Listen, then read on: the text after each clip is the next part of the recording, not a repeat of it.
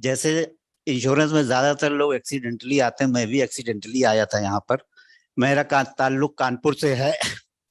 और मैं कानपुर में ग्रेजुएशन करने के बाद अपना जैसे भटक रहा था, ट्यूशन पढ़ाना ये सब करना। मेरे फादर जो थे गवर्नमेंट जॉब में थे, वो यूपी में एक चित्रकूट क्या कहते हैं धार्मिक स्थल है, वहीं पोस्टेड थे। तो कानपुर से कोई रिटायर्ड ओरिएंटल इंश्योरेंस के डिविजनल मैनेजर हमारे कानपुर से किसी रेफरेंस से गए होंगे, वो मेरे घर पे ठहरे वहां चित्रकूट में। मेरी मदर ने उनसे कहा कि मेरे बारे में उसका कुछ करा दीजिए। फिर मेरे पास मैसेज आया, मैं कानपुर में उनसे मिला। तो वो मुझको एक जूते की फैक्ट्री में लेकर गए। बाहर निकल के आए, उन्होंने कहा आपका मैंने यहाँ पर नौकरी लगवा दी है, कल से आपको ज्वाइन करना है। 400 रुपए की नौकरी लगवा दी। मैंने मना कर दिया, मैंने कहा नहीं मुझको ये जॉब नहीं करना है। मैं 700-800 रुपए की ट्यूशन पढ़ा रहा था उस वक्त पे। मैंने मना कर दिया, बड़ा परेशान थे कि मैं उससे बोल के आया हूँ तुम्हारी मदर से, मैं क्या करूंगा। वो होटल में रहते थे, सिंगल थे, वो अपने होटल लेके गए। सोचते रहे करने कुछ समय, फिर करने कल चलो मेरे साथ। तो वो रिटायर्ड थे और काम करते थे जीआईसी का और लाइफ इंश्योरेंस का रिटायरमेंट के बाद। तो मुझको लेके गए न्यू इंडिया इंश्योरेंस कंपनी, मुझको वहां पर एजेंसी दिला दी उन्होंने उस वक्त, और अपने ही साथ रख लिया। 6 महीने तक मैं उनके साथ काम किया, मैंने बहुत सारी चीजें सीखी। उसी वक्त वहां पर एलआईसी में एक कैरियर एजेंसी का 300 रुपए स्टाइपेंड का एक एडवर्टीजमेंट छपा। एलआईसी में कैरियर एजेंट होता है, उस वक्त पर 300 रुपए स्टाइपेंड मिलते थे। मैंने उसमें अप्लाई किया, उसमें हो गया, मैं एलआईसी में आ गया इस तरह से। जिस वक्त मुझको एलआईसी का कैरियर एजेंसी का अपॉइंटमेंट लेटर मिला, उसी वक्त मुझको यूपी पोल्यूशन कंट्रोल बोर्ड में अप्लाई किया हुआ था, वहां पर लैब टेक्नोलॉजिस्ट का भी एक बनारस का पोस्टिंग मिली और अपॉइंटमेंट मिला। पर मैंने एलआईसी की, मुझको इतना मजा आने लगा था जनरल इंश्योरेंस का काम करने के बाद कि मैंने एलआईसी को ही ज्वाइन करने किया। मेरे घर के लोग बहुत नाराज हुए, सबने समझाया गवर्नमेंट जॉब है, ये है वो है, पर मैं किसी तरह से तैयार नहीं हुआ। मैंने वो 300 रुपए का कैरियर एजेंसी का जॉब ज्वाइन किया। उसके बाद जैसे सब लोग करते हैं, मैं शुरू से ही जो था, क्योंकि मुझको उनसे बहुत अच्छी ट्रेनिंग मिली थी, जो जिनके साथ मैंने 6 महीना काम किया था। मैंने क्या किया, कोल्ड कॉल करना शुरू किया। मैंने कानपुर में मार्केट में काम किया। तो एक मार्केट थी जहां पर बाहर का सामान बिकता था, पूरी मार्केट का मैंने इंश्योरेंस किया। मैं जनरल इंश्योरेंस का काम भी करता था, दुकानों का भी इंश्योरेंस किया मैंने। तो उसमें एक सेक्रेटरी थे, वो खाली वही पढ़े लिखे थे उस पूरी मार्केट में। उनका साइन बोर्ड का टूट गया, साइन बोर्ड का क्लेम नहीं मिला। तो 30 पॉलिसी मेरी एक साथ बंद हो गई। सब दुकानदारों ने पॉलिसी बंद कर दी। क्या कहे, पप्पू भाई का जब बोर्ड का क्लेम नहीं मिला तो हमारा मरने के बाद हमारे बच्चों को क्या मिलेगा। मैं बड़ा फेडअप था। कानपुर में अपने घर से जाता था तो कैंटोनमेंट से पड़ता था बीच में। तो मैं रास्ते में निकल रहा था तो मिलिट्री की रेजिमेंट हुआ करती थी वहां पर, तो एक रेजिमेंट में खड़े रहते थे वो।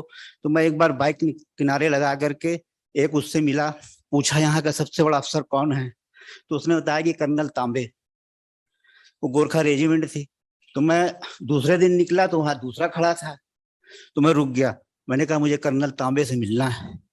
तो कहाँ से आया बताया हमने। तो उसने वहीं से अपना गेट से ही फोन लगाया अंदर, ऐसे ऐसे करके अंदर से मैसेज आया। फिर एक जवान हमको खटपट करते हुए लेके गया, उनके बाहर बैठाला गया। फिर वो कर्नल तांबे साहब हमको मिले। तो कर्नल तांबे साहब मिले, फर्स्ट टाइम मैं किसी ऐसे से मिला था। ऐसे ऐसे करके मिले। शाम को उन्होंने अपने बंगले में बुलाया। शाम को मेरी 2 पॉलिसी वहां क्लोज हो गई।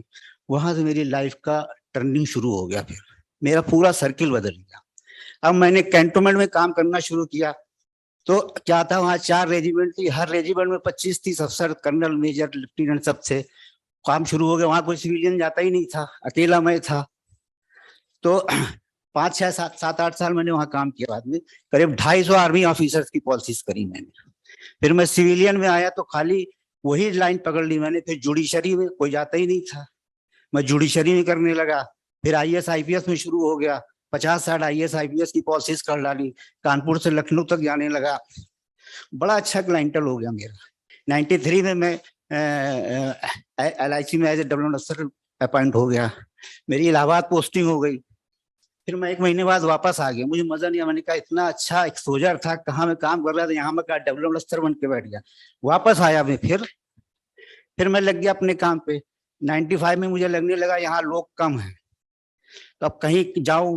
तो अब कभी बॉम्बे भी नहीं गया था मैंने कहा बॉम्बे के लिए अप्लाई करूं, क्या करूं।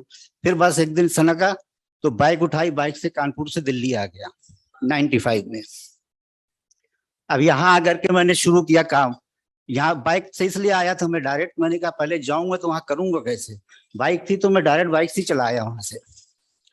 उसके बाद क्या कहते हैं, यहाँ पर मैं रहना मुझको जहां तक मैं न्यू फ्रेंड्स कॉलोनी में गया तो वहां पर मैंने बोर्ड देखा, डेवलपमेंट अफसर थे नंबर 1 विकास जैन। उस वक्त सम एश्योर्ड पे काम होता था, 14 करोड़ का बिजनेस लगा हुआ था। मैंने उन्हीं से कांटेक्ट किया और पहली पॉलिसी लेके दूसरे दिन पहुंचा तो chief commissioner income tax Delhi.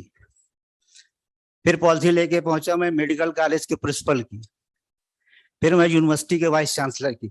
मैंने जहां जहां पर भी गया मैंने वो सेक्टर ढूंढना शुरू किया जहां लोग जाते ही नहीं, आदमी सोच नहीं सकता, इंटर के कमिश्नर के पास सोचता ही नहीं होगा कि जा सकते हैं वहां पर। उसको भी ह्यूमन बींग सब है, सबकी जरूरत वही है, डांट वो भी बीवी से खाते हैं, इंश्योरेंस उन्हें भी चाहिए, लेकिन कोई नहीं जाता। मैं इनकम टैक्स कमिश्नर के पास जब गया था पहली बार तो कार्ड अपना नहीं दिया मैंने उसको। उनके पीए ने पूछा, मैंने कहा बता दिए करीम साहब आए। कहने आप जानते हैं? हमने कहा हाँ। अपॉइंटमेंट है? हमने कहा हाँ। तो कहने अच्छा नाम लिख दिया पर्ची पे। पर्ची पे लिखा, पर्ची लेके नहीं गया, देख के गया, अंदर जागता रहा करीम साहब आए कोई आपसे मिलने। हमने कहा कि मिलेगा तो मिलेगा, नहीं मिलेगा तो नहीं मिलेगा। उन्होंने बुला लिया, वो साउथ इंडियन थे। थोड़ी देर में उसके बाद वो 80C की आई थी, वो CCC वाली, तो उन्होंने कहा एक पॉलिसी मुझे वो करानी है तो आप शाम को आ जाएंगे। उन्होंने पंडारा रोड का अपना बंगले का एड्रेस दिया, 2 पॉलिसी करी शाम को जाके उनकी। तो इस तरह से आज मैंने फिर अपना पूरा सेगमेंट अलग कर दिया। मैं कहीं वैसी जगह नहीं जाता जहां कोई जाता नहीं, मैं वही जगह ढूंढता हूँ। करीब 500 मेरे प्रोफेसर क्लाइंट है दिल्ली के अंदर, 200 से ऊपर डॉक्टर्स क्लाइंट मेरे, उसके ऊपर क्लाइंट बिल्कुल अलग ही है मेरा। 93 में मैं चेयरमैन क्लब मेंबर भी हो गया था कानपुर में। तो 95 में जब आया मैंने ऑफिस तभी बनाया था। आज न्यू फ्रेंड कॉलोनी में ऑफिस है मेरा, 11 मेंबर, 11 ऑफिस का स्टाफ है, पूरा पोर्टफोलियो मैनेज करते हैं हम लोग, सारा काम करते हैं। और मैं यही कहूंगा कि मैसेज के लिए कि जब आप किसी चीज को ठान लेते हैं, कोई चीज होती है, मतलब ऐसा प्रोफेशन हम जो है, अगर शायद वो वहां पर लैब टेक्नोलॉजी किया होता तो बनारस में एक छोटे से उसमें महदूद हो गया होता। इतना बड़ा एक्सपोजर जो मिला मुझको यहाँ पर, इतना बड़ा जो यहाँ पर आया, यहाँ पर आज नहीं खड़ा हो सकता था मैं आकर के।